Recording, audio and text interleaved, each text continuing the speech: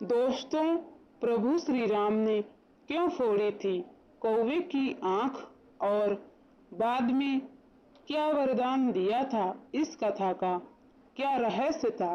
दोस्तों, क्या आप जानते हैं कि प्रभु श्री राम ने कौवे की एक आंख क्यों फोड़ दी थी?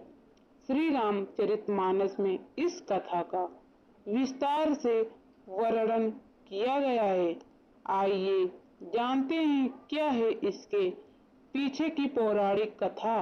कौवे के बारे में काफी दिलचस्प वाली बातें जानने योग्य हैं कि उसकी होती तो दो आंखें हैं, लेकिन वो देख सिर्फ एक ही आंख से सकता था। दोस्तों, ऐसा क्यों था? ऐसे में अब सवाल ये उठता है कि आखिर कौवे की एक आंख ही क्यों होती है?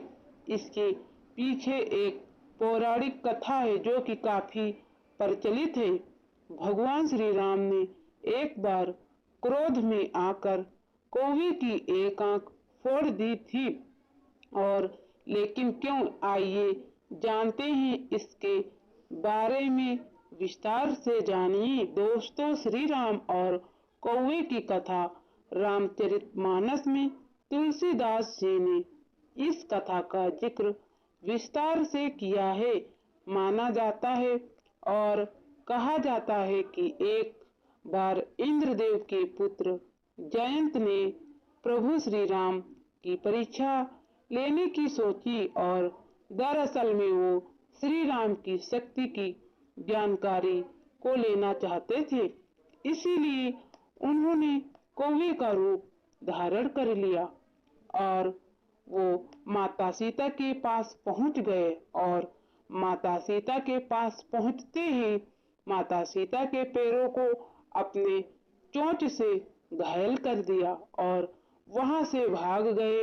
जब भगवान श्री राम ने माता सीता के घायल पैरों को देखा तो उन्हें काफी क्रोध आ गया, और उस कौवे के बारे में जानते ही उन्होंने अपने कोदंड नाम के धनुष पर सरकंडे को चढ़कर उस कौवे पर निशाना लगाने की तैयारी शुरू कर दी, जिसे देख कौवे रूपी जयंत की डर से हालत खराब हो गई और वो भागकर ब्रह्मलोक और शिवलोक भी गए। फिर वो अपने पिता इंद्रदेव के पास गए तो इंद्रदेव ने उनसे कहा कि उस बाण से तुम्हारी रक्षा सिर्फ स्वयं प्रभु श्री राम ही कर सकते हैं। इसके बाद वो भागते हुए प्रभु श्री राम के चरणों में आकर गिर गए और अपने किए की माफी मांगने लगे।